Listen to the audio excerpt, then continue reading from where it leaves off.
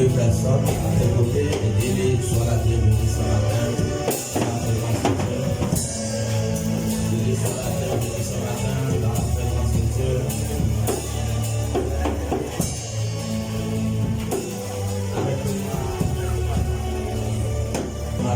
Dis à Dieu, parle-moi ce matin. Prie, dis Seigneur, parle-moi ce matin. Parle-moi ce matin, parle-moi ce matin. Prie, dis Seigneur, parle-moi ce matin. Au nom de Jésus, au nom de Jésus. Seigneur, nous voulons t'écouter ce matin. Nous voulons t'écouter ce matin. Nous voulons t'écouter ce matin. Parle à nos cœurs ce matin. Au nom de Jésus. Seigneur, nous t'invoquons ta grâce, ta grâce, ta grâce, ta grâce, ta grâce, ta grâce, ta grâce, ta grâce, ta grâce, ta grâce, au nom de Jésus, au nom de Jésus. Merci. Gloire, honneur et à toi. Au nom de Jésus-Christ, nous avons prié. Amen. Acclame encore pour Jésus.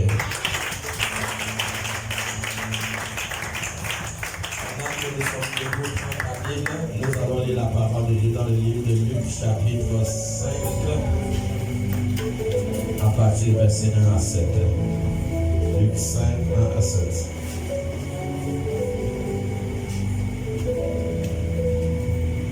Luc, chapitre 5, verset 1 à 7.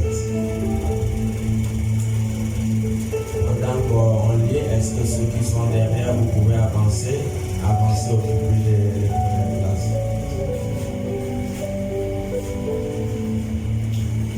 Luc 5, 1 à 7, on y va. Luc 1, 5 à 7. Comme Jésus se trouvait auprès du lac de Génézareth, et que la foule se pressait autour de lui pour entendre la parole de Dieu, il vit au bord du lac deux barques, d'où les pêcheurs étaient descendus pour laver leurs filets. Il monta dans l'une de ces barques, qui était à Simon, et il le pria de s'éloigner un peu de terre. Puis il s'assit, et de la barque il enseignait la foi. Lorsqu'il cessait de parler, il dit à Simon, avance en pleine eau, et jetez vos filets pour pêcher. Simon lui répondit, Maître, nous avons travaillé toute la nuit sans rien prendre, mais sur ta parole, je jetterai le filet. L'ayant jeté, ils prirent une grande quantité de poissons, et leurs filets se rompaient. Ils firent signe à leurs compagnons qui étaient dans l'autre barque de venir les aider. Ils vinrent et ils rompirent les deux barques, au point qu'elles s'enfonçaient. Amen. Asseyez-vous.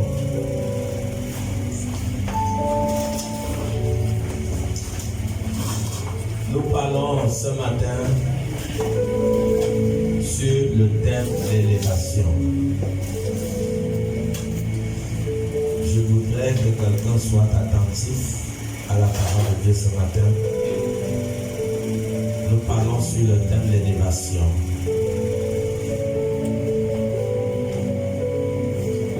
Jésus va dans cette localité de Génézareth.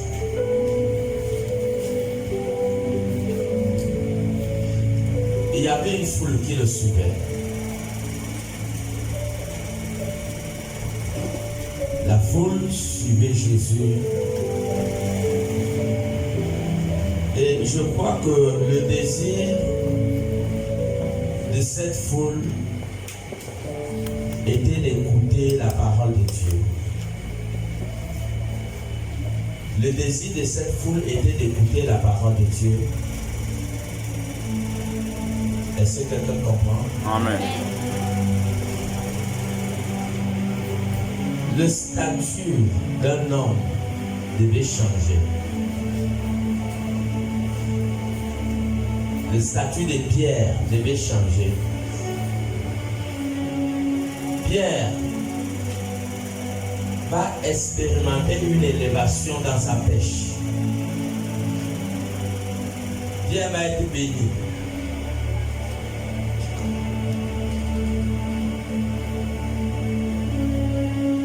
Pierre, selon eux, ils avaient péché. Ils avaient péché pendant toute la nuit et ils n'ont pas eu de poisson. Est-ce que quelqu'un comprend? Ils n'ont pas eu de poisson. Mais un miracle inattendu va s'accomplir. Et je voudrais attirer l'attention de chaque personne ici pour connaître la source et le début d'un miracle dans la vie d'un individu. Le début d'un miracle dans ton activité et le début d'un miracle dans une famille. Quelqu'un comprend? Tout était stérile. Ils ont péché, il n'y avait rien. Quelqu'un comprend? C'était même la même place. La même place où il y a eu des miracles, ils ont péché. On peut dire que c'est la même maison que tu as connu la pauvreté. C'est même dans cette maison que Jésus va t'élever. C'est dans cette maison que Jésus est prêt à faire un miracle. Quelqu'un comprend? Ce n'est pas une affaire de changement de lieu ou de position. C'est une affaire de présence. C'est une affaire de présence de Jésus. Quelqu'un comprend? C'était à Génézareth, non? Ils ont pêché toute la nuit, ils ont attrapé le poisson. Le matin, ils avaient quel aspect? Ils étaient découragés, non? Ils étaient abattus parce que imagine-toi que tu as travaillé toute la nuit, tu n'as rien. Donc le matin, tu es un peu abattu, tu es découragé. Donc c'était un peu l'attitude que ces gens de Génézareth, ils avaient. Est-ce que tu comprends? Donc, le miracle commence à partir de quoi? À partir de la présence de Jésus dans cette localité. Il y a deux choses. Un, la présence de Jésus. Et la deuxième chose est que tout ce qui était dans ces lieux devait être affecté. Par quoi? Par la parole de Dieu. Il n'y a pas seulement les hommes qui ont écouté la parole de Dieu. Parce que si c'était seulement les hommes qui ont écouté la parole de Dieu, les eaux ne devaient pas être dans le processus du miracle. Parce que nous voyons que même les eaux ont contribué au miracle. C'est vrai ou c'est faux? Parce que ce sont les mêmes eaux qu'ils ont pêché la nuit.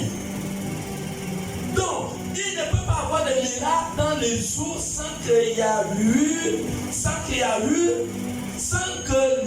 eaux ne soient connectées au divin. Sans que les eaux ne soient connectées à la source. C'est la même barre qui a pêché la nuit. Donc, cette barre ne pouvait pas changer. Le statut de cette barre ne pouvait pas changer. Si cette barre n'a pas été affectée par quelque chose. Quelqu'un comprend? Amen. Donc, tout miracle dans la vie de chaque famille, de chaque activité. Amen. Amen.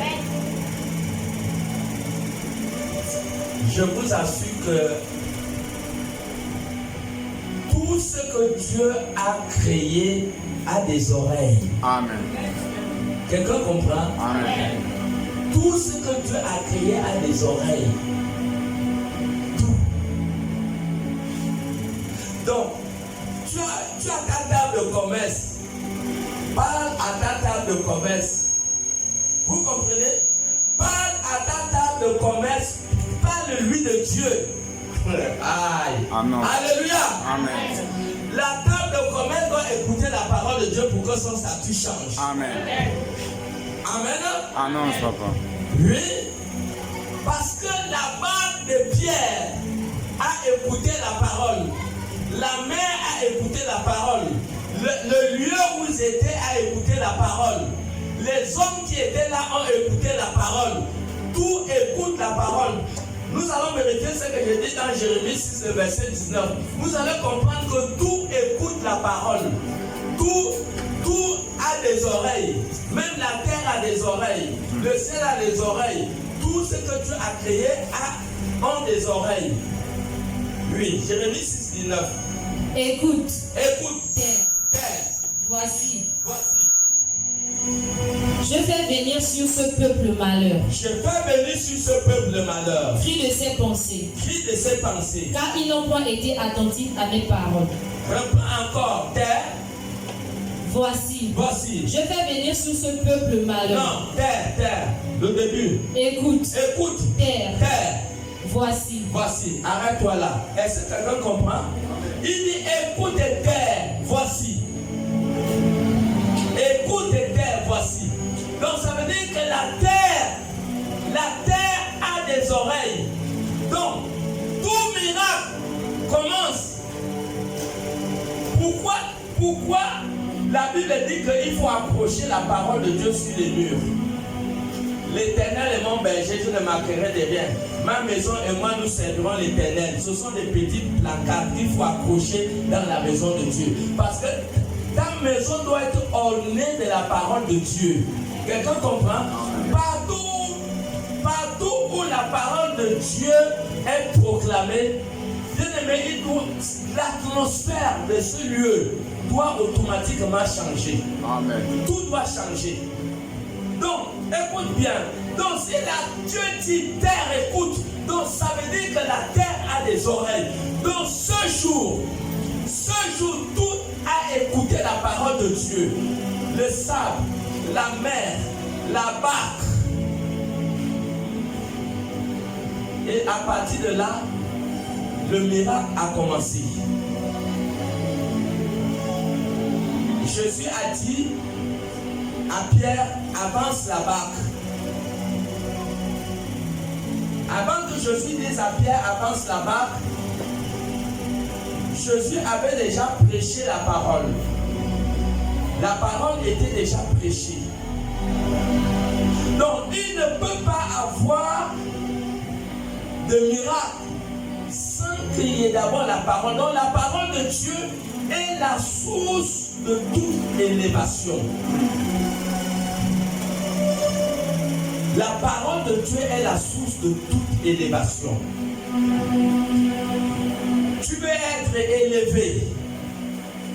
Tu dois commencer à contracter la parole de Dieu. Tu veux être élevé. Commence à avoir un lien avec la parole. La parole a des ingrédients qui élèvent. Regardez cette belle image en esprit. Jésus est monté dans la barque et il est entré un peu dans la mer. Le peuple était le peuple était au bord de la mer. La foule était au bord de la mer et ils étaient en train d'écouter la parole de Dieu. Regardez cette belle image. Et Jésus était dans la barque. Et Jésus a bien prêché ce jour. Jésus a bien prêché. Et quand le peuple était satisfait de la parole qu'ils avaient reçue, qu'est-ce qui s'est passé? C'était la phase maintenant du miracle. Votre élévation va venir quand vous allez comprendre que la parole est au centre de toute élévation. Amen. Vous voulez être élevé? Ne vous éloignez pas de la parole.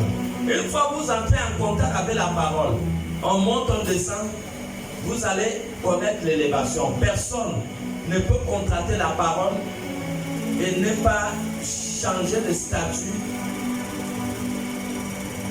et ne pas changer de vie. Mais regardez, c'était la localité de Génézareth.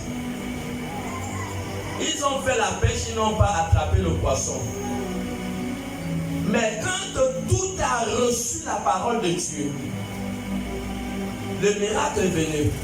La barque de Pierre a attrapé un grand nombre de poissons c'est au point que la barque de Pierre, le poisson que la barque a eu ne pouvait pas contenir la barque de Pierre seule. Donc quand le miracle arrive, le miracle contracte tout ce qui est autour de toi. Quelqu'un comprend? Quand le miracle du fait que tu as établi une relation entre toi et la parole arrive, ce miracle doit affecter les gens qui sont tout autour de toi. Psaume 75, 7, 8. Tu vas être élevé. Si tu ne mets pas une considération dans la parole, ça veut dire que tu prends tout ton temps dans des choses terrestres, tu peux te retrouver toute une vie en train de faire des efforts. Voilà.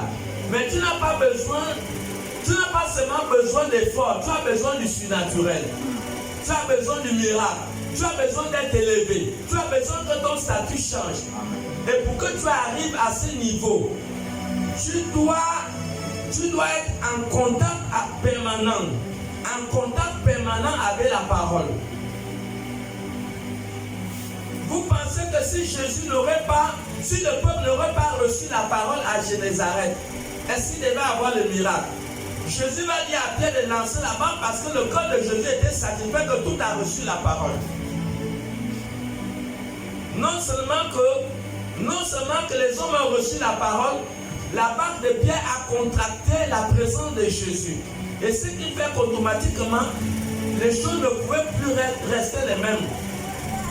Quand ton activité contracte la présence de Jésus, les choses ne restent plus les mêmes. Quand tes études contractent la présence de Jésus, tu ne pourras plus jamais échouer à l'école.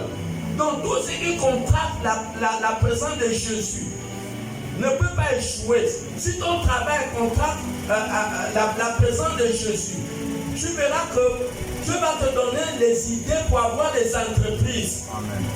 Tu ne peux pas échouer. L'échec, c'est le fait que les hommes n'ont pas d'idée. Et si tu n'as pas d'idée, tu ne peux pas progresser. Tu ne peux pas être élevé. Et les idées viennent d'abord du fait que tu es en contact avec la parole. Parce que c'est le Saint-Esprit qui va t'élever. C'est ce qu'il dit, non, c'est l'Éternel qui élève. Psaume 75, 7 à 8. Car ce n'est ni de l'Orient, ni de l'Occident, ni du désert que vient l'élévation. Voilà. Mais Dieu est celui qui juge. Voilà. Il abaisse l'un et puis il élève l'autre. Voilà. Quelqu'un comprend? Donc, l'élévation vient de Dieu. Et pour que Dieu t'élève, il faut que tu sois en contact permanent avec la parole. Je ne sais pas la manière et je ne sais pas le niveau ou la profondeur que vous recevez cette parole. Mais je sais que ce matin, l'esprit d'élévation est au milieu de nous pour changer la vie de quelqu'un, pour changer le statut de quelqu'un dans les 5 années qui viennent. Amen. Bien aimé, si vous écoutez Job 36, le verset 11, si vous écoutez et vous vous soumettez, votre vie ne peut pas être la même. Si tu es là, tu dis je suis un enfant, bon j'écoute et tout. En tout cas, la parole concerne tout le monde. Si tu veux rester la même personne, si tu veux rester pauvre dans les manquements, rejette ce qui est dit en ce moment. Mais si tu comprends que moi je suis un jeune, j'ai un avenir et j'ai un défi devant moi, ou que il faut que ma vie change. Alors tu as intérêt à écouter et à appliquer ce qui est dit maintenant. Job 36, 11 à 12. Job 36, 11 à 12. S'ils écoutent et se soumettent. Lis avec vivacité. S'ils écoutent et se soumettent. S'ils écoutent et se soumettent. Ils achèvent leur jour dans le bonheur. Ils ils vont achever leur jour dans le bonheur. Leur année dans la joie. Leur année dans la joie. S'ils n'écoutent pas, ils périssent par le glaive. Ils périssent par le glaive. Ils expirent dans leur aveuglement. Ils expirent dans leur aveuglement. Donc il est important d'écouter. Même les musiciens, écoutez. Écoutez, cette affaire vous concerne. Vous avez un avenir devant vous. Votre destin ne dépend pas d'abord de votre maman, de votre père. Cela dépend des efforts que vous devez fournir. L'esprit d'élévation est libéré ce matin. Tu veux être élevé, comprends que tu dois contracter la parole de Dieu. Tu dois être en contact permanent. Je dis en contact permanent avec la parole de Dieu. Quand tu es en contact permanent avec la parole de Dieu, les choses ne restent plus les mêmes. Voilà la localité de Génézareth. Cette localité était stérile. Les gens étaient abattus le matin. Donc ils ont tout à contracter la parole de Dieu et la contrer, c'était la joie. C'était la joie parce qu'il y a eu un miracle qui a été fait. Donc il est important de comprendre ces choses. Tu vas être élevé. Que la parole de Dieu soit ton ami.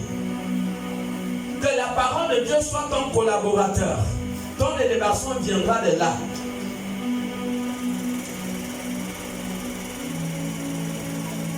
Tout dans ta maison doit écouter la parole. Ton activité doit écouter la parole.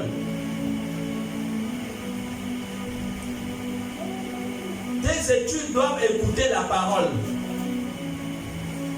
Tout ce que tu fais doit écouter la parole. C'est très important.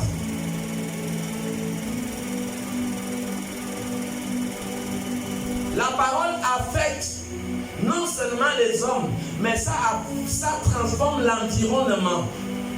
La parole de Dieu transforme l'environnement.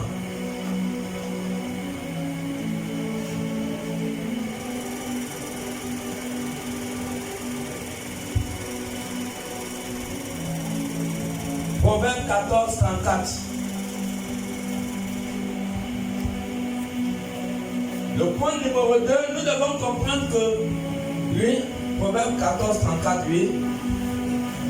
Proverbe 14, 34. La justice élève une nation.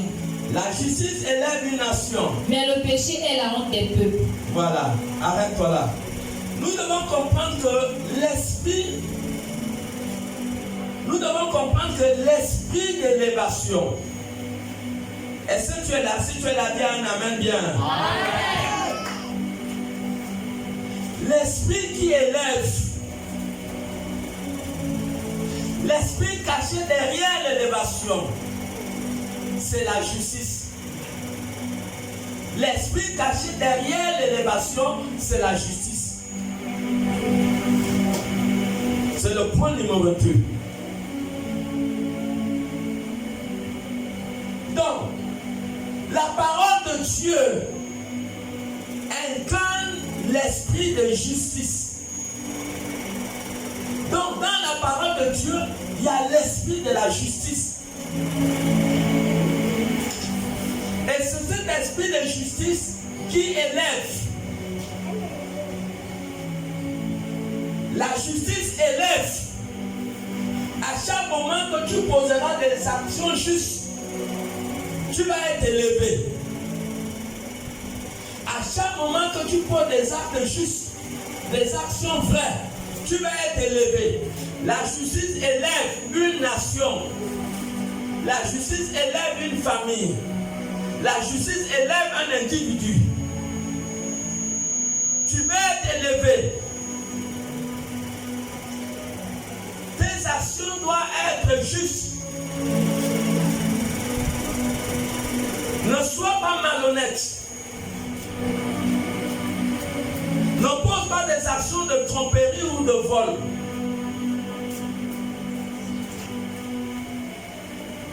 Ne fais pas des choses qui sont contraires à la justice. Sois vrai dans tout ce que tu fais. Sois vrai. Dans la parole de Dieu, nous trouvons l'esprit de la justice. Et l'esprit de la justice élève. Cela élève. Si tu vis dans la malhonnêteté, je prends l'exemple d'Ananias et Saphira dans Acte 5. Le terrain les appartenait et l'argent les appartenait. Tout ce que Dieu avait besoin d'eux, ce n'est pas seulement leur terrain ou leur argent. Dieu avait besoin d'abord de la... Dieu avait besoin que ces gens soient vrais dans ce qu'ils disent. Donc ce qui est important pour Dieu, c'est que ce que tu dis doit être vrai.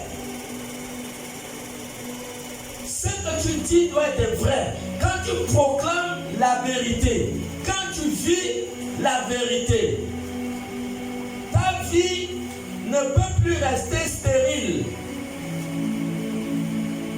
Tu ne peux plus rester pauvre. Tu ne peux plus rester dans les manquements. Tout ce que Dieu avait besoin d'Ananias et Saphira, c'était d'abord, premièrement, qu'ils disent la vérité. Malheureusement, quand ils sont venus dans la présence de Pierre, ils croyaient mentir à Pierre, mais ce n'est pas à Pierre qu'ils ont menti, c'est au Saint-Esprit qu'ils ont menti. Et Pierre a dit que comment toi et ta femme vous vous êtes arrangés pour mentir au Saint-Esprit. Vous voyez? Donc toute malhonnêteté, toute injustice, toute fausseté, toute tromperie, tout ce qui est injuste vous rabaisse, ça te rabaisse. Même si c'est un argent que tu as gagné dans le vol, dans la malhonnêteté, ça te rabaisse. Tu ne peux pas progresser. Tout ce qu'on gagne malhonnêtement finit par te rabaisser. Même si c'est une grosse somme d'argent.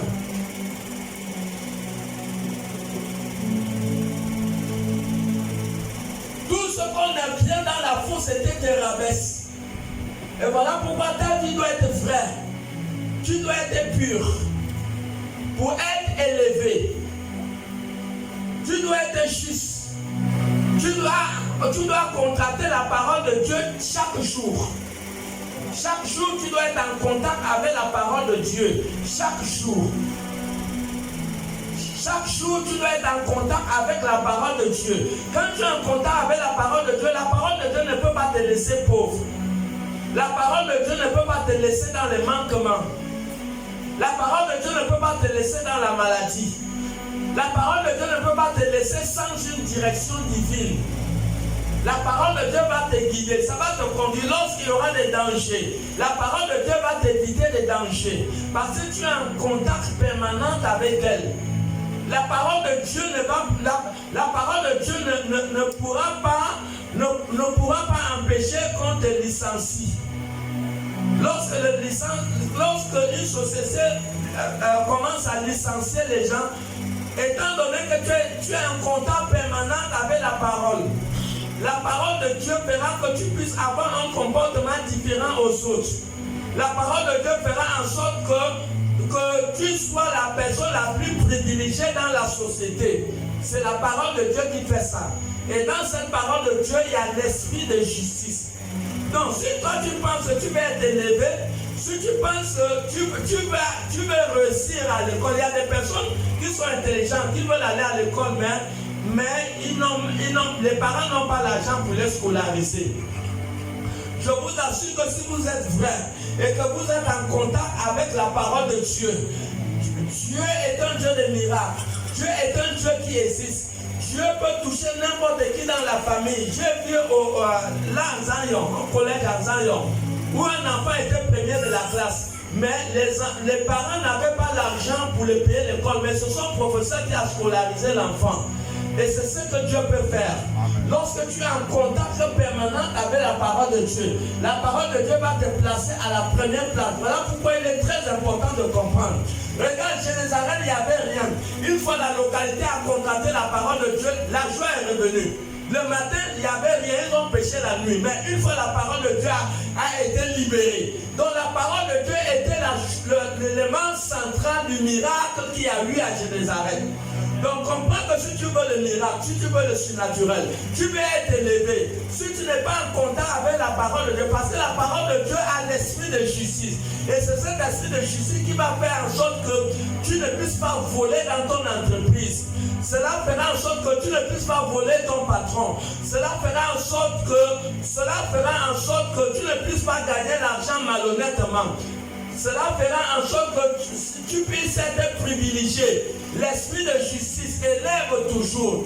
L'esprit de justice, les actes droits ne vont jamais te rabaisser. Ça va toujours t'élever. Partout, tu seras chef de classe. Partout où tu pars, tu vas toujours être élevé. Pourquoi? À cause de ta nature. Tu n'es pas élevé à cause de ta beauté, non à cause de ta force, non. Mais tu es élevé à cause de ta nature. Parce qu'il faut que ta nature change. Et ce qui peut changer ta nature, c'est la parole de Dieu. Au fur et à mesure que tu es en contact avec la parole de Dieu, ça va te changer, ça va transformer ton attitude, ça va transformer ton comportement, ça va transformer ton caractère. Et c'est ta nouvelle nature qui fera en sorte que partout où tu iras, tu seras privilégié. On ne peut pas avoir la réunion dans une famille sans que tu sois là. Parce que tu seras toujours à la tête, tu seras toujours élevé. C'est la parole de Dieu qui fait ça. C'est l'esprit de justice qui élève. Est-ce qu'on peut acclamer pour le Seigneur?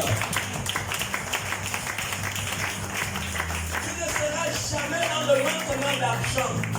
Jamais. Quand tu es en contact permanent avec la parole de Dieu et tu te soumets.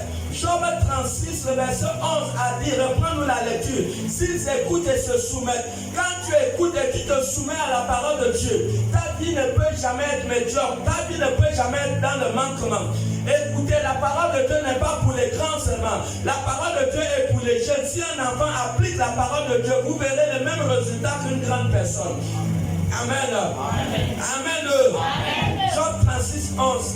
S'ils écoutent et se soumettent, s'ils écoutent et se soumettent, ils achèvent leur jour dans le bonheur. Vous serez dans le bonheur. Leur année dans la joie. Leur année dans la joie. S'ils n'écoutent pas, ils périssent par le glaive. Vous voyez, quand vous n'écoutez pas la parole de Dieu, ça fait que vous puissiez périr. Ça fait que vous puissiez périr. Donc la parole de Dieu reste toujours au centre de toutes les transformations. La parole de Dieu reste au centre de tout miracle. La parole de Dieu reste au centre de toute faveur, au centre de toute grâce. Tu veux la grâce de Dieu, sois connecté avec la parole, parce que la parole, elle est chargée de grâce. Jean 1, le verset 14, elle est chargée de grâce et de bonté. Elle est chargée de grâce. L'argent peut te payer une voiture, mais l'argent ne pourra jamais te guérir d'une maladie inguérissable. Mais la parole de Dieu peut le faire. Voilà, la parole de Dieu peut te donner ce que tu ne t'attendais pas. Parce qu'elle est chargée de grâce. Jean 1, 14. Et la parole a été faite chair. La parole de Dieu a été faite chair. Et elle habite parmi nous. Elle habite parmi nous. Pleine de grâce et de vérité. La parole de Dieu habite parmi nous. Donc ça veut dire que la parole de Dieu est une personnalité. Elle est comment? Elle est pleine de grâce. Et de vérité. Donc la parole de Dieu est chargée de grâce. La grâce, et vous savez que la grâce a plus de valeur que les euros. Proverbe 22, 1 à 2. La grâce a plus de valeur que les euros, que le dollar. Elle a beaucoup de valeur. Proverbe 22, 1, 2. La réputation est préférable à de grandes richesses. Elle est préférable à de grandes richesses. Et la grâce vaut mieux que l'argent et que l'or. La grâce a plus de valeur que le dollar. La grâce a plus de valeur être les héros. Et cette grâce se trouve où? Cette grâce se trouve, la grâce est chargée dans la parole de Dieu.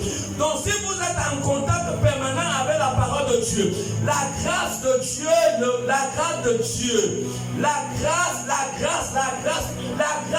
Dieu ne va jamais vous séparer. Je donne souvent le témoignage de mon éternelle monnaie. Mon éternelle monnaie, chaque fois il y a de l'argent dedans. Les gens envoient l'argent. Ça veut dire que c'est un éternelle monnaie qui est béni. C'est un éternelle monnaie. Au nom de Jésus, je proclame la grâce de Dieu maintenant sur ton téléphone dans le nom de Jésus. Au nom de Jésus, je n'entends pas la main pour toi. Au nom de Jésus, tu vas t'envoyer de l'argent dans ton éternel. Au nom de Jésus, dans ton monde, au nom de Jésus.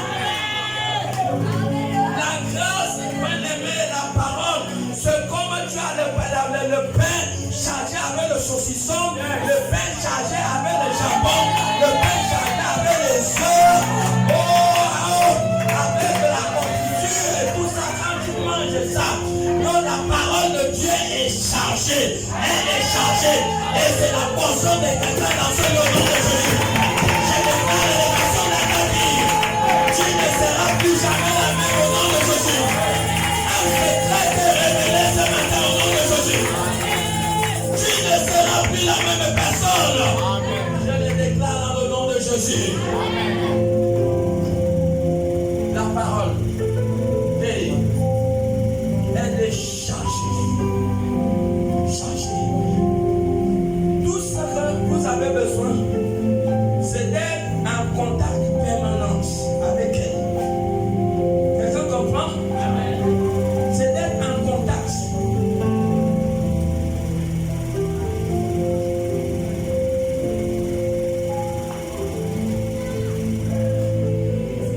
Mais bien aimé, quand tu es en contact avec la parole de Dieu, ta vie est affectée. Vous comprenez? Amen. Vous comprenez? Amen. Ta vie est affectée. Quand tu touches seulement la nourriture, elle est déjà bénie. Amen. Même si tu as oublié de prier. Yes. Tout ce que tu touches est béni. Quand tu es en contact avec la parole de Dieu, il y a quelque chose de mystérieux qui quitte la parole, qui s'investit au-dedans de ta personne.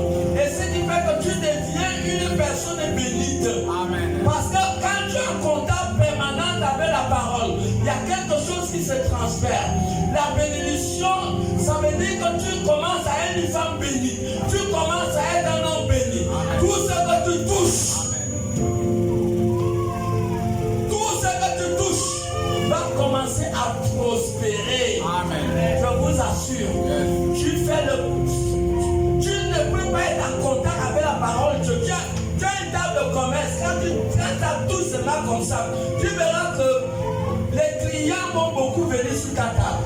Parce que tu n'es pas pareil avec les autres. Yes. Mais là, la parole de Dieu te transforme. Quand ça te transforme, les gens voient que la manière que la salle nous reçoit à chaque fois où on vient, c'est pas pareil avec les autres. Vous comprenez? Je vous avais donné ce témoignage au Nigeria. Il y avait un monsieur chrétien qui était béni de Dieu. Il vendait le poisson fumé.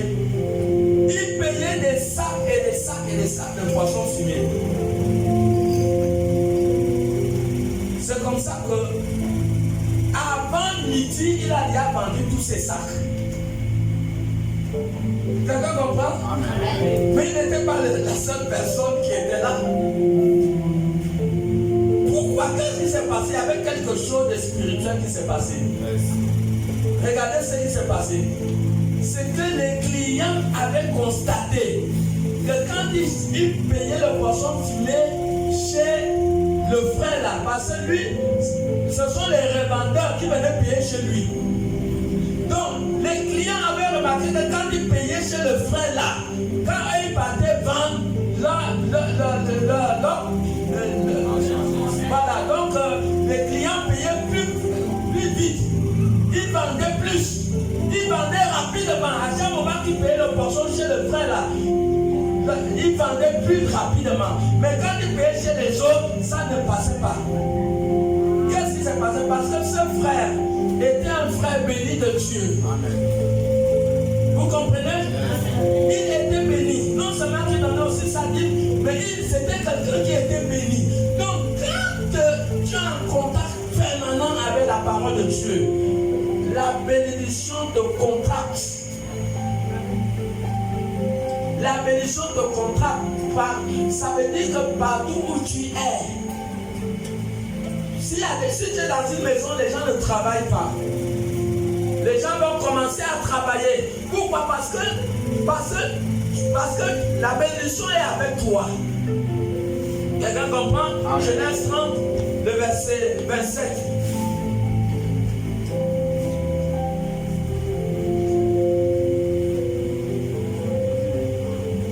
Genèse 30, le verset 27. Genèse 30, le verset 27. Laban lui dit.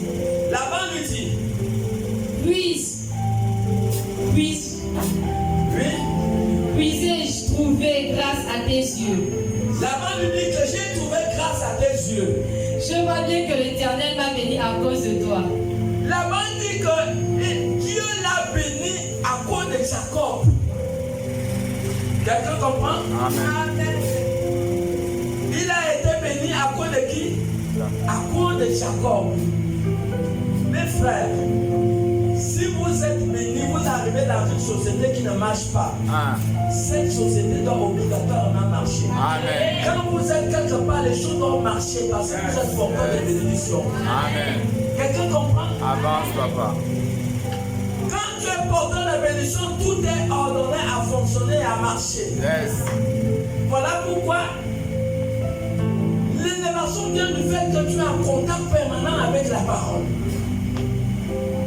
La parole va changer ton statut. La parole va te transformer.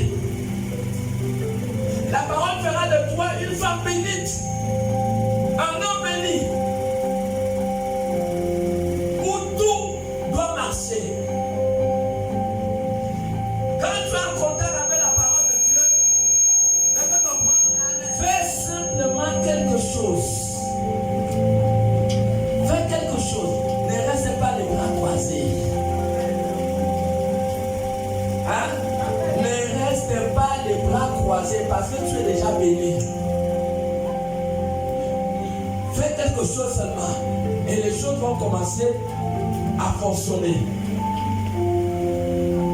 Tout ce que tu fais va marcher. Quelqu'un comprend? Amen. La barque de Pierre, avant que cette barque puisse recevoir Jésus, elle n'était pas productive. Elle ne produisait rien. Pourquoi? Parce qu'il y avait quelque chose qui manquait. Si aujourd'hui tu vois que quelque chose ne marche pas, ce que tu veux faire, ça ne marche pas, tu dois te poser beaucoup de questions. Il y a quelque chose qui te manque. Ce n'est pas que la barque de Pierre n'était pas efficace, elle était efficace. Mais il y avait la présence de Jésus qui manquait dans cette barque. La présence de Jésus manquait. Quand la présence de Jésus arrive dans une activité, les choses changent. Automatiquement, ça doit changer. Donc, si tu t'éloignes de la parole de Dieu, ton statut ne pourra jamais changer. Ça ne peut pas changer. Parce que le mystère du miracle d'élévation est caché dans la parole de Dieu. Amen. Voilà pourquoi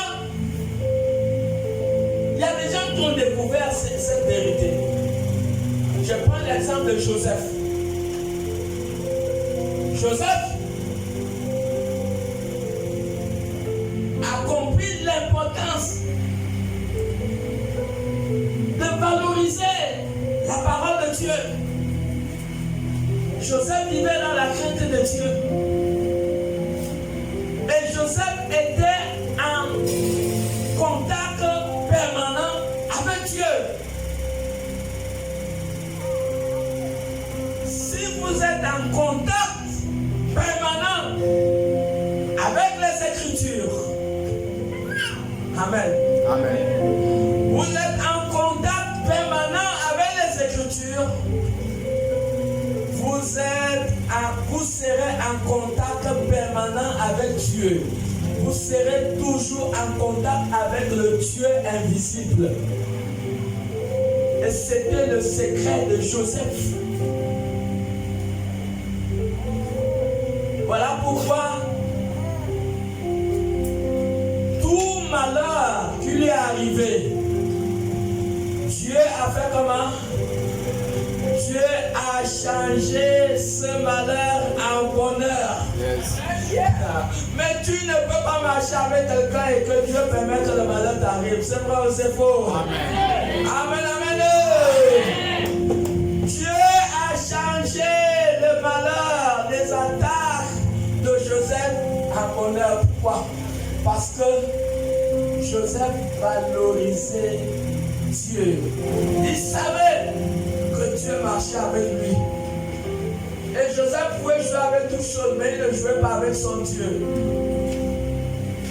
Donc quelqu'un ne vient pas jouer avec ton Dieu. Quelqu'un ne va pas jouer avec ta relation avec ton Dieu. Ta relation avec ton Dieu, c'est ton élévation, c'est ton succès. C'est ta sécurité. C'est ta longévité. Donc quelqu'un ne va pas jouer avec ton Dieu. C'était la même chose avec Joseph. Ses frères ont conspiré. Ils ont conspiré pour lui jeter dans le trou.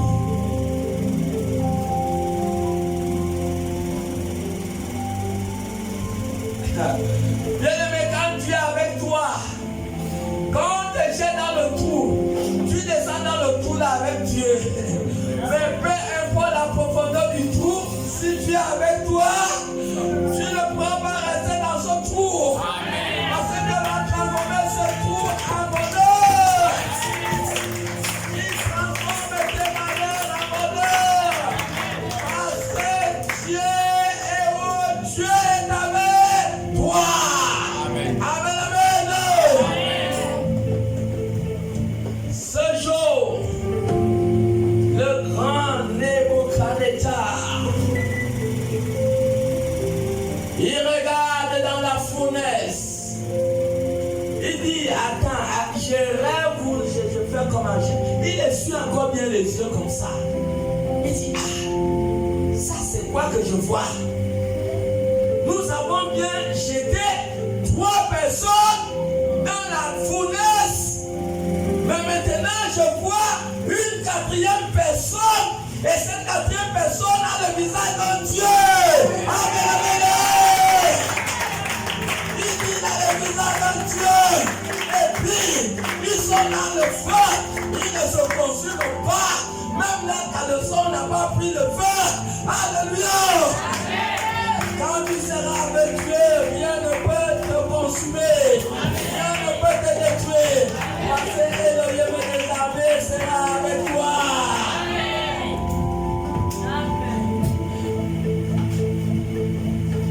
Shadrach, Meshach et Abednego. Ils ont dit, oh roi, nous savons que tu es un roi puissant qui a la domination sur tous les royaumes sur la terre. Mais nous, roi, nous avons un Dieu. Nous ne pouvons pas nous prosterner devant ta statue. Shadrach, Meshach et Abednego avaient la conscience que Dieu était avec eux. Ils ont pris la décision d'aller jusqu'à la mort parce qu'ils savaient que même Dieu, si Dieu est avec toi, Dieu ne permettra pas que tu puisses mourir avant ton heure. Si Dieu est avec toi, aucun sorcier n'est autorisé à te toucher. Si si Dieu est avec toi, tout ce qui t'appartient, le diable n'a pas le pouvoir et l'autorité de toucher à ce qui t'appartient. Parce que tu es en relation avec lui. Shadrach, Meshach et Abednego ont dit: ô roi, nous savons que tu es grand, mais nous ne nous prosternons pas devant un autre Dieu. Nous avons notre Dieu. Et ils ont risqué leur vie. Ils se sont retrouvés dans la fournaise. Et bizarrement, dans la fournaise, le feu ne les a pas tués. Quand tu es avec Dieu, quelqu'un est là, si tu es là, dis Amen bien. Quand tu es avec Dieu, ce qui tue les autres ne peut pas te tuer. Amen, amen.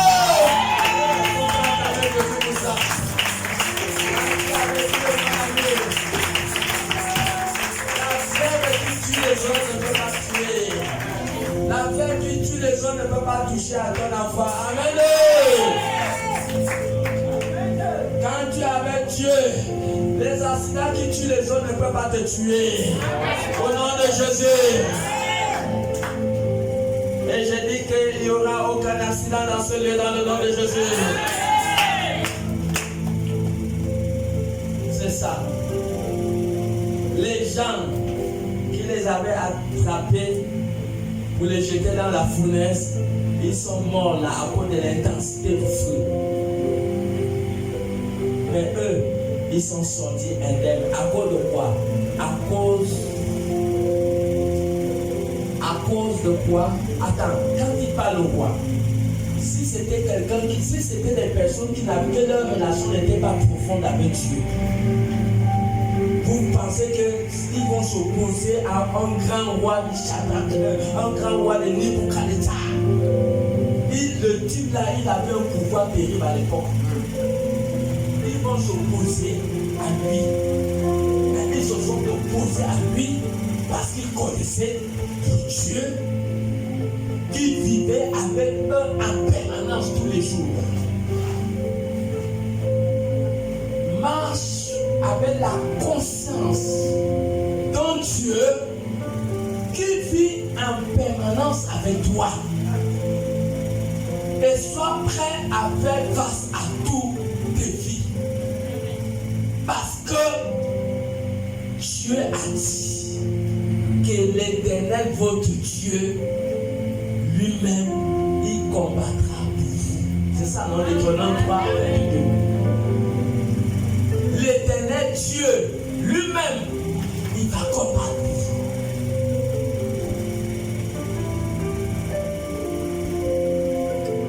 Deutéronome 3, verset 22. Ne les craignez point. Ne les craignez point. Car l'Éternel, votre Dieu, combattra lui-même pour vous. Quand tu marches avec Dieu, mon ami, il y a des gens qu'une vieille maman dans le sang te poursuit et tu fuis.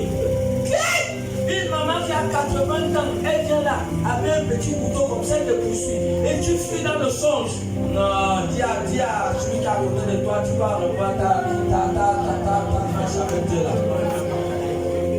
Comment une vieille maman qui est vieille, elle te poursuit dans le songe comme ça, et tu fuis. Quelqu'un que tu te portes comme ça là, et puis il tombe. Et tu fuis. Je dis, tu dois être un feu dans le songe, un lion. Dans le songe, il t'est permis de tuer. Vous comprenez? Attention, si quelqu'un vient t'attaquer dans le songe, tu ne le tues pas, ça veut dire que tu es un faible. Vous comprenez?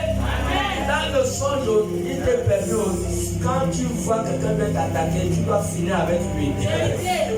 Si tu as la grâce, mais tu as la machette, tu les deux. Le matin, après une semaine, tu vas attendre que oh, il y a quelqu'un qui est mort là à côté là. Donc la personne qui est venue t'attaquer la nuit. Amen, amen. L'Éternel, votre Dieu, il va combattre pour toi. Il ne faut pas craindre. marchait avec Dieu avec la même attitude. Il ne craignait pas. Qui va faire face à Nebuchadnezzar? On est d'accord qu'à cette époque, il n'y avait pas seulement que 3 chrétiens sur la terre. Mais l'ordonnance est venue, l'ordre est venu du roi que tout peuple, toute nation, tout homme, toute femme doit se prosterner devant la statue que Nebuchadnezzar avait élevée. Et toute personne qui ne se prosterne pas va être jetée dans la fournaise. Il y avait seulement 3 chrétiens qui ont dit non, nous on a notre Dieu, on te respecte, mais nous, nos genoux là, on ne va pas adorer ton Dieu. Ah, ils ont relevé le roi les défis. Le roi dit quoi? Le roi dit chauffez-moi la fournaise 7 fois plus qu'avant. Même si ton ennemi chauffe la fournaise 1 million de fois, cela ne pourra jamais affecter ta vie dans le nom de Jésus. Et Dieu va mettre la confusion dans le nom de Jésus. Et je déclare la confusion dans le plan de nos ennemis au nom de Jésus. Amen. Quand vous voyez quelqu'un vous défie, quelqu'un va vous faire du mal, vous savez, il faut se malader que vous ne connaissez pas ce qu'on dit le petit monde de Yaoundé, mais il faut leur dire que vous ne connaissez pas à qui vous avez affaire. Amen. Ça là, c'est pas le petit monde de Yaoundé. Amen. Tu ne connais pas à qui tu as affaire. Amen. Est-ce qu'il connaît ton grand frère? Ton grand frère, c'est la personne de Jésus-Christ. Si la personne connaissait mon grand frère c'est Jésus. C'est quelqu'un qui n'a jamais perdu de combat dans le passé. Et il ne perdra pas la bataille dans ta vie dans le nom de Jésus. Il va toujours nous donner la victoire. Il va toujours nous donner la victoire. Au nom de Jésus. Face au Père, face au conflit, Jésus nous donnera toujours la victoire dans le nom de Jésus. Jésus a parlé dans la fournaise et le roi est devenu fou. Amen. Dieu va rendre nos ennemis fous. Ils ne vont rien comprendre. Parce que quand le naturel se mélange avec le surnaturel, ça dérange la conscience humaine. Parce que ce sont des choses qu'on ne peut pas expliquer. Comment 4 personnes sont dans le feu et c'est comme si rien ne les arrêtait. C'est ce que Dieu peut faire en rendant justice à ses serviteurs. Amen. Il le fera. Et le secret c'est quoi? Être en permanence avec la parole. Amen. Amen. Regardez, là je parle. C'est la parole. C'est la parole. C'est la même chose. Quand vous êtes en contact avec la Bible, c'est la parole. C'est la parole. La parole qui sort de la bouche de Dieu. Vous voyez, vous êtes en contact avec moi à travers la parole. C'est la même manière dans la Bible. Quand tu es en contact permanent avec la Bible, tu es en contact avec Dieu. Et il n'était pas permis d'échouer. Il n'était pas permis d'être battu. Il n'était pas permis d'être vaincu. Il n'était pas permis d'être stérile. Il n'était pas permis d'échouer. Pourquoi? Parce que Elohim des armées est avec eux et avec toi.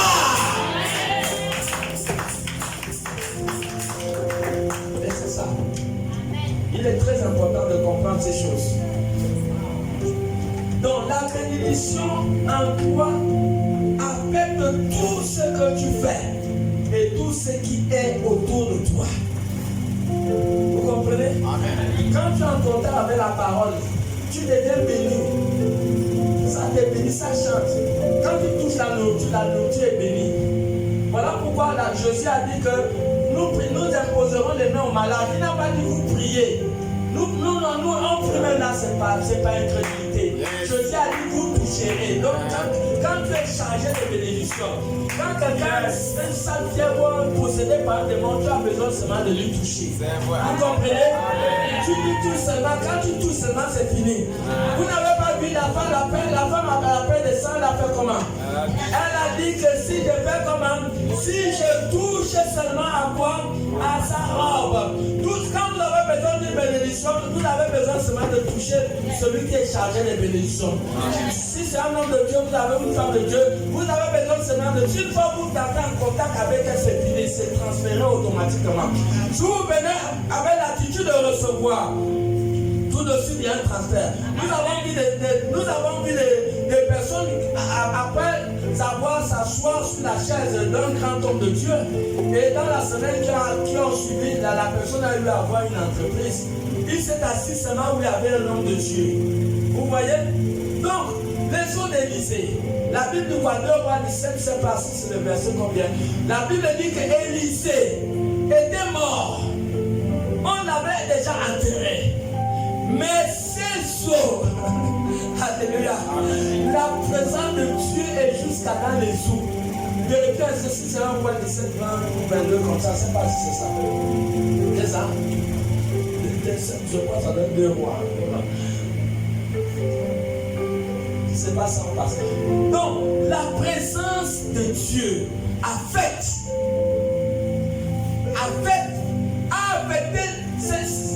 Élisée était mort. Mais la présence de Dieu était sur ses eaux. Donc, ils étaient en train d'aller enterrer un mort.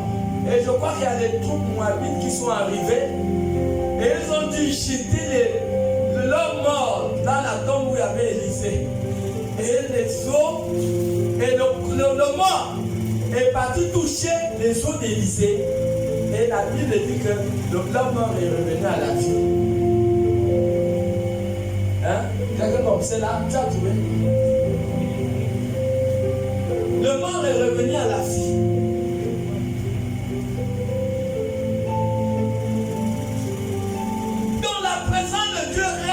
Jusqu'à quelqu'un est mort. La femme de la paix des sangs avait besoin de toucher seulement Jésus.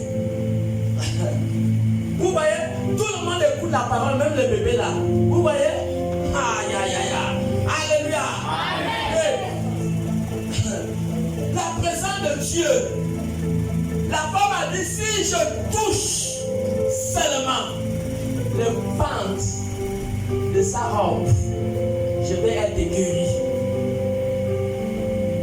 La femme, étant donné que Jésus, et quand vous êtes bénis, touchez seulement les gens. Tous ceux qui sont en position de recevoir.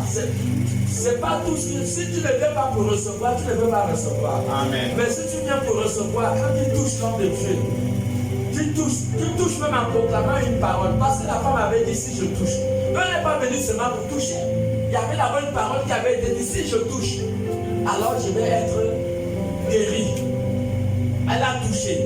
Et il y a eu un transfert. Quand tu touches, il y a toujours quelque chose qui sort. Quand nous prions, il y a toujours quelque chose qui sort. Amen. Quelque chose est sorti sur Jésus qui était divin, que les apôtres n'ont pas compris.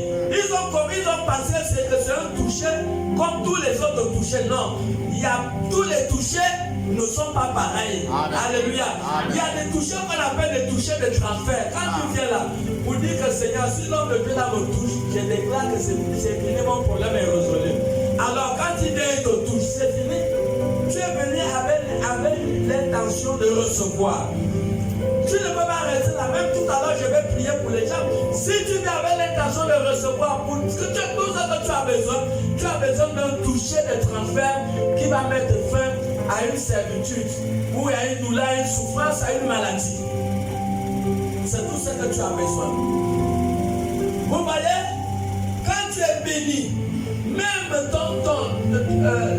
ton mouchoir, le mouchoir de Paul, pouvait guérir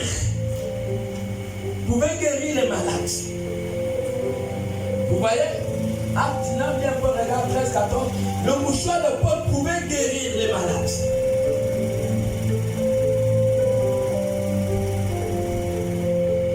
Le mouchoir, ça veut dire que le mouchoir l'avait simplement touché. Et il a donné ce mouchoir aux gens. Et ce mouchoir guérissait les maladies. Acte 19. Acte 19 au verset 13. Quelques exorcistes juifs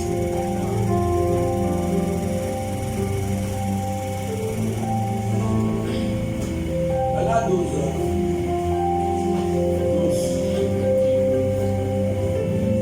Au point qu'on appliquait sur les malades On appliquait sur les malades des linges ou des mouchoirs qui avaient touché son corps. les linges ou les mouchoirs qui avaient touché son corps. Donc, le mouchoir de Paul guérissait les malades. Bon, donc, le mouchoir a eu la valeur où j'ai vu des personnes, il y a à l'école de vie là-bas, il y a une dame qui avait donné le témoignage qu'après avoir lavé les habits de maman pasteur, son histoire a changé. Vous voyez, vous venez laver les habits d'une femme, d'un homme de Dieu, vous contractez une force, une puissance. Parce que tout ce qui touche change.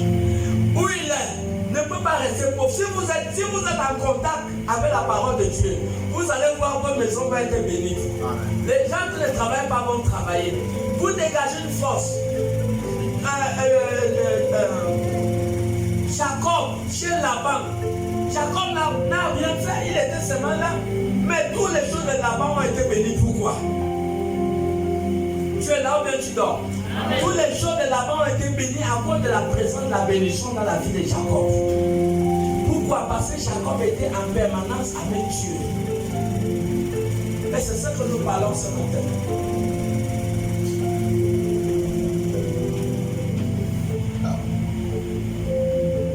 Donc la bénédiction est un esprit. C'est un esprit. Genèse 39:2. C'est un esprit qui affecte ta personne. Un esprit qui t'accompagne partout où tu pars. Genèse 39:2. L'Éternel fut avec lui. Oui. Et la prospérité l'accompagna. L'Éternel était avec Joseph. C'est bon? L'Éternel était avec Joseph. Et la prospérité l'accompagnait. Quelqu'un comprend? Amen. Pourquoi la prospérité l'accompagnait? Maman, pourquoi la prospérité l'accompagnait? Est-ce que tu peux nous dire pourquoi la prospérité l'accompagnait? La prospérité l'accompagnait, pourquoi? L'Éternel fut avec lui. Parce que l'Éternel fut avec lui. Quelqu'un comprend? Amen. Ah, ma fille, tu veux être pauvre? Non, n'est-ce pas? Hein? Personne ne veut être pauvre, n'est-ce pas? Mais quel était le secret de la prospérité de Joseph? Parce que l'Éternel était avec lui. Donc le défi, le combat que toi et moi nous devons faire, c'est d'assurer la présence permanente de Dieu. La présence permanente de Dieu. Et pour que Dieu soit permanent avec toi, tu dois être en contact permanent avec sa parole. Tu dois être en contact permanent avec la parole. C'est ce qui fait que Dieu soit avec toi.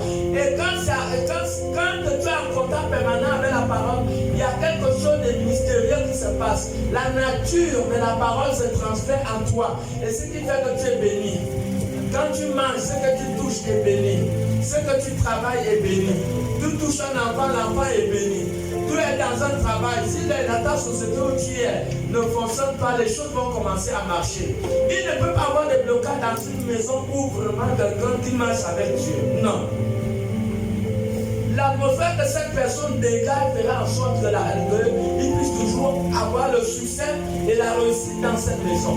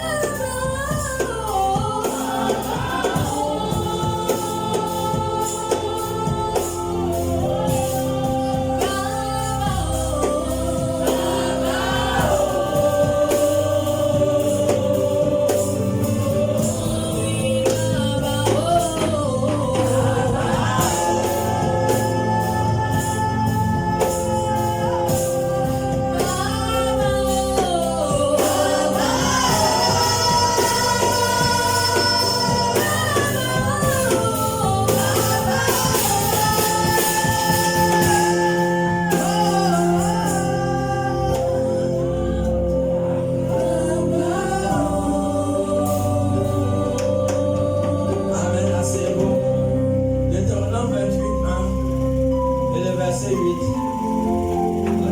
Deutéronome 28, le verset. Deutéronome 28, le verset 1. Deutéronome 28. Écoutez d'abord.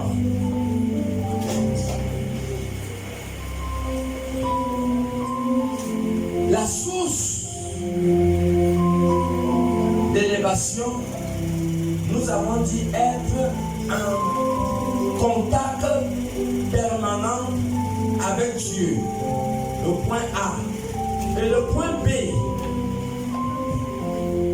Pour être élevé, il faut obéir à la parole de Dieu. L'obéissance à la parole de Dieu va t'élever et ça va te bénir. Ça fait en sorte que tout ce que tu as, tout ce que tu touches, partout où tu es, il doit avoir progression, prospérité et réussite. Jésus a dit à Pierre, lance, étant donné que ta banque a écouté la parole, le sable a écouté la parole, la mer a écouté la parole, les hommes ont écouté la parole, tout a écouté la parole, c'est maintenant l'heure du miracle. Vous comprenez? Amen. Et Jésus a dit à Pierre, lance le filet. Et il ne pouvait pas avoir miracle sans obéissance. Parce que Pierre a dit, la nuit, nous avons péché. Mais sur l'ordre divin, sur le réma, sur la parole qui sort maintenant de la bouche de Jésus, j'obéis et je lance le filet. Amen. Et quand Pierre a obéi, il y a eu bénédiction, il y a eu miracle. Amen. Donc derrière toute obéissance, derrière toute obéissance, il y a un miracle. Amen. Derrière toute obéissance, il y a un miracle. Derrière toute obéissance, il y a une bénédiction. C'est pour cela que vous verrez que Deutéronome 28, 1 dit si, c'est une condition, si tu obéis, vas-y. Si tu obéis à la voix de l'Éternel, oui, ton Dieu, en observant et en mettant en pratique tous ces commandements que je te prescris aujourd'hui, l'Éternel, ton Dieu, te donnera la supériorité sur toutes les nations de la terre. Vous voyez, non? Quand tu obéis, ça fait quoi? Ça t'élève. Continue. Voici toutes les bénédictions qui se répandront sur toi. Voilà, les bénédictions vont commencer à te suivre. Pourquoi? Parce que tu es en contact permanent avec la parole. Quand tu es en contact permanent avec la parole et que tu obéis, il va avoir une élévation de bénédiction. Donc tu ne peux pas obéir à la parole de Dieu. Même, je vous assure que si tu obéis à la parole de Dieu, même si tu restes à la maison, le travail va venir te trouver à la maison. Dieu est tellement puissant pour changer ton statut, peu importe le lieu que tu te trouves. Parce que Dieu finit par accomplir sa parole. Nous avons vu le frère ici qui a donné son témoignage dimanche. Vous voyez? Donc tu ne peux pas obéir à la parole sans que Dieu te donne la supériorité. Et je déclare l'esprit supérieur dans la vie de quelqu'un dans ce lieu. L'esprit supérieur. Le verset 8 dit, il dit, j'ordonnerai. L'Éternel ordonnera à la bénédiction d'être avec toi. Dieu, la bénédiction est un esprit. Vous comprenez? C'est un esprit. Donc il va ordonner à la bénédiction d'être avec toi. Quand il y a l'obéissance, il y a un ordre qui est donné à l'esprit de bénédiction d'être avec toi tous les jours. Vous voyez? C'est la même chose dans Daniel 6, verset 4. Daniel 6, verset 4. Daniel 6, verset 4. Oui.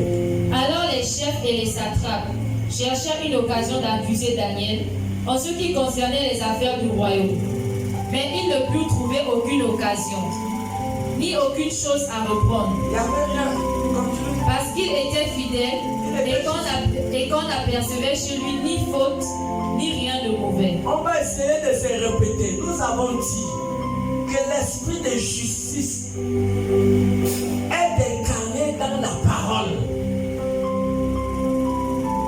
L'esprit de justice est incarné dans la parole. Et être en contact permanent avec la parole de Dieu soit en contact permanent avec Dieu. Et c'est ce qui a sauvé Daniel. Parce que Daniel était droit. Daniel était juste. Et dans le moment que Dieu marchait avec Daniel, vous pensez que qu'est-ce qui a fermé la gueule des lions? Ce Dieu qui était avec Daniel, quand l'a jeté dans la fosse au lion, ce Dieu qui a fait en sorte que la gueule des lions soit fermée. Parce que Dieu était avec lui. Quelqu'un comprend? Amen.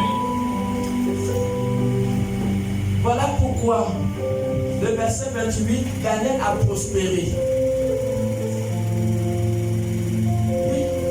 Daniel prospéra sous le règne de Darius. Pourquoi Daniel a prospéré? Ne regardez pas la prospérité. Regardez ce qui a rendu Daniel prospère. Ce qui a rendu Daniel prospère, c'est le verset 4. Relis le verset 4. Regarde, cherchez toujours ce qui rend les gens grands, ce qui amène les gens à réussir, ce qui amène le succès dans les gens. C'est ce qu'on doit chercher, c'est ce qu'on doit cultiver. C'est ce qui a rendu Daniel prospère. C'est ce qui a rendu Daniel prospère. C'est ce qui doit être le sujet de notre travail. C'est le verset 4, le relis. Alors les chefs et les satrapes cherchaient une occasion d'accuser Daniel en ce qui concernait les affaires du Ils roi. ont voulu tuer Daniel, mais ils ne peuvent pas tuer Daniel parce que Dieu était en permanence avec lui. Mais ils ne purent trouver aucune occasion, Ils n'ont trouvé aucune occasion, ni aucune chose à reprendre, ni aucune chose à reprendre. parce qu'il était fidèle Parce qu'il était fidèle. et qu'on n'apercevait chez lui ni faute, Ni faute, ni rien de ni mauvais. rien de mauvais. Voilà la source de la prospérité de Daniel. Il n'y avait rien de mauvais. Il n'y avait rien de mauvais. Quand tu es juste, tu vas prospérer. Tu comprends? Proverbe 11, 28. Quand tu es juste, tu vas prospérer.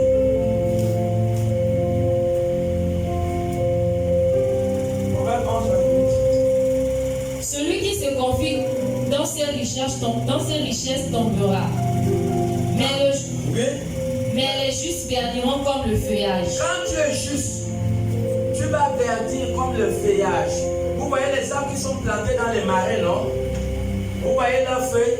Ils disent c'est comme ça. Les justes, quand tu es juste, si tu as une activité, ça va comme ça va aller vite. Ça va aller vite.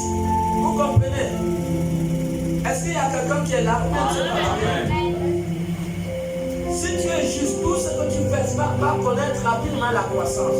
Somme 92, verset 13-15. Ça va connaître la croissance. Donc ça va connaître l'élévation.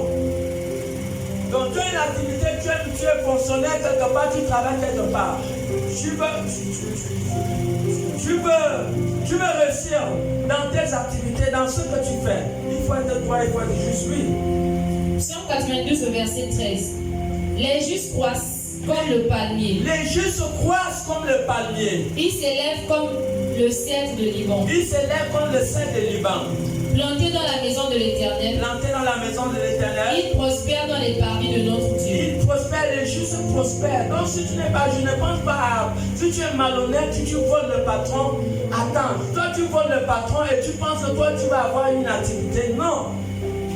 Dieu ne peut rien donner pour toi parce que la Bible dit que si tu n'es pas fidèle à ce qui est autrui, Dieu ne peut pas te donner ce qui est à toi. Donc le juste prospère, continue.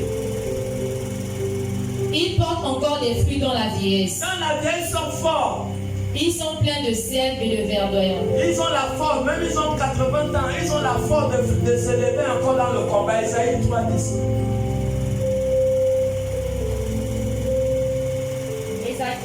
Isaïe 3:10. Dites que le juste prospérera. Dites que le juste va prospérer. Car il jouira du fruit de ses œuvres. Le juste va jouir du fruit de ses œuvres. Le juste prospère. Le juste prospère. Donc ce que toi et moi nous devons chercher, c'est chercher une vie vraie, une vie juste. Et s'engager dans des activités que Dieu va nous bénir. Amen, amen. Amen. Acclame pour Jésus, mets-toi sur tes épaules. Acclame pour Jésus.